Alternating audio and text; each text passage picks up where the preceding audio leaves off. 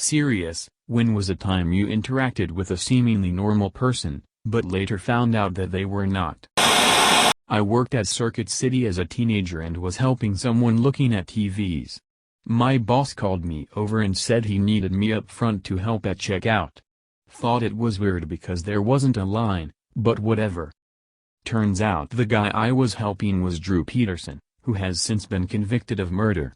This was back when he was just a suspect, but my boss recognized him from the news and didn't want to compromise my safety. Worked with a woman for 2 years at a child-related business, perfectly normal mother type with multiple children.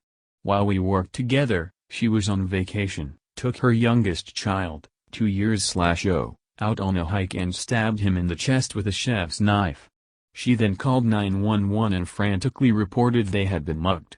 The police knew something was up because she also said nothing had been taken. Child miraculously survived, and it came out later that an affair she was having had been exposed that night before the stabbing. Turns out the child was a product of the affair. Talk about misplaced blame. Edit, I should have added she was convicted, spent 10 years in prison, no parole, and was released after the full 10. She has since passed away, within a year of her release. I don't know her cause of death. Back in the late 90s, I had a friend from work whose brother hung out with us a few times when we'd go out. He seemed normal. A few years later, he allegedly, his family maintains he's innocent, set off a couple of bombs at biotech companies as part of some extreme animal rights group he'd gotten mixed up in. He managed to evade the FBI and disappeared. It being shortly after 9/11, the FBI put him in their top 10 for a while and America's Most Wanted did a profile on him. As far as I know, he's never been caught. I've seen his picture a couple of times in movies when some cop is searching a database of suspects and it's always a weird blast from the past moment. I was in a reenactment group when I was younger, along with my family and others. 2 of the dads were like the head honchos, running the show, and they did it wonderfully. We were a part of this group for years. Then come to find out that one of those head honchos had been sexually abusing his daughter since she was 7, she was 15 when it came out. He only did 3 years. Many years ago I lived in Kankan and met a very charming man who ended up dating one of my friends. We would go out in his car to go to the beach, out for dinner and whatnot. My kids would even come along once in a while. He was always in a good mood, all smiles, though later I discovered his father had been kidnapped and never found. One day he told us he was sure he was going to end up being kidnapped too, probably tortured and killed. I never understood what was going on. I moved back to my hometown and some months later I saw in the newspaper that 3 tortured bodies had been found on the side of the road from Kankan to Merida. One was my friend and I was in complete shock. When I found out who he was I could not believe it. He was a big hitman from the Zeta cartel, was involved in all sorts of criminal activity including trafficking of children. He was the bodyguard of a very known child predator and CP producer in Kankan. I cannot stop thinking how I could have been kidnapped along with this man just like the other 2 were just for being there at the wrong time. My children were in danger and I didn't even know. It is scary AF. We had a friend of the family that would always talk to us about going to his summer camp, cool guy. The only thing was my dad did not like to send us away on summer and would rather have us work with him at his store. Turns out the guy was a pedo and would molest and take pics of the camp kids. I chatted with a random guy in the laundry room of our apartment complex. He was nice, friendly, outgoing kind of fellow. Skinny thing. A few weeks later I ran into him and his girlfriend on the elevator. I said, "Hey Mike, how's it going?"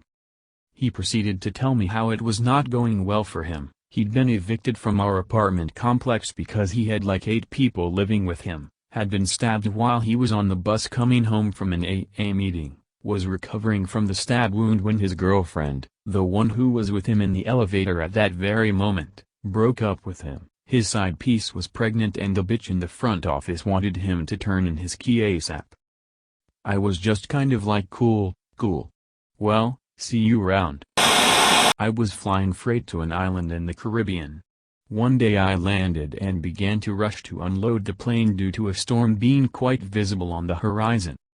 A man was standing next to the runway, casually watching and nothing else until I tripped and almost fell. He laughed. My response was to throw the box I was carrying at him and yell that if he was going to just stand there like a useless lump, that I was going to put his A to work. He looked surprised, then actually did begin to help unload the plane, and I left without even knowing his name. I was enlightened several days later when I came again. That man was the millionaire who owned a neighboring island that they worked on. I had thrown a box at David Copperfield. I worked with a guy that was later found guilty of murder by intentionally leaving his toddler in a hot car. My ex-wife and I even had dinner with him and his wife. Everything seemed completely normal. Edit, spell check. Knew a kid in high school who was nice to me, and so I would hang out with him from time to time. He was always getting into trouble though, and I finally stopped hanging out with him after he brought a knife to school. Fast forward 5 years. He is now in prison for shooting a man to death over a pound of weed. Met a random elder gentleman while walking back to my car after a night out. The guy was dressed in khakis and a college sweatshirt and looked harmless. He asked for a few bucks and informed me that he was new to the area and down on his luck. Turned out that the Illinois Department of Corrections had given him a one-way bus ticket to Atlanta. He had just finished a plus 20-year sentence for murdering his ex-wife and her lover. He was trying to reconnect with his daughter who he hadn't seen since she was a little kid. My 18-year-old daughter dated this guy for about 5 months. She told me he was a little weird at times. I just thought he was super shy. He called me mom. He would play video games with my son. They moved in together and he changed from being a hard worker to not going to work and expecting her to provide financially and do all the chores. She went out of town and came back to find he hadn't taken good care of her dog. She broke up with him. The next day he killed her. I was in total shock. I didn't believe he could do something so terrible. I even went and saw him when he turned himself in 2 days later, to hear it from him. He did it. He didn't seem to have guilt. Now he stares at me in court. He smirks. He laughs. He was given a plea agreement and will be sentenced on March 23. He will only get 16 to 25 years. It's not fair. Finding my daughter's murdered body and hearing him say he was the one who did it to her showed me even the most normal-seeming person may not be normal at all. I worked with a guy like 15 years ago. Seemed like a smart, funny guy. We never hung out or anything, but we were friendly at work. About 10 years ago he went to his ex-wife's house and killed her, then himself. His kids were in the house. Back in like 2005-06, in my early days of music I was on tour in the US. I was about 18-19 and at that time I was in a band that didn't make any money, so naturally we slept on floors and such after shows. We played a Midwestern city that we did really well in, had a lot of friends in the area and whatnot.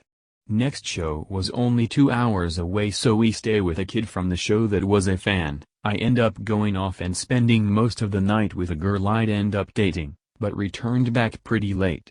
Next day, kid decides he wants to go to the show 2 hours away. He liked smoking pot and so did I, so me and one other of our guys just rode with him to the show so we could smoke weed.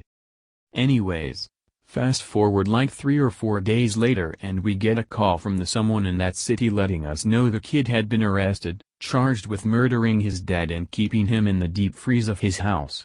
The house we stayed in. The body was in there while we were there. It was crazy because he seemed like a normal dude, nothing off about him.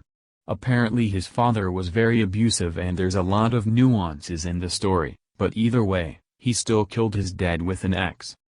Edit, RIP my inbox, that guy's dad. I went to a family gathering with my wife at the time that included a brother of hers that was rarely around.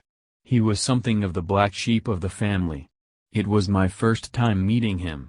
He was nice, we played some volleyball in the pool, chatted, had a few beers. It was a great day. Found out the following week that he was wanted by the police at the time of the party for abducting and murdering his ex-girlfriend. He is currently in prison for the rest of his life. That was surreal as shit to discover.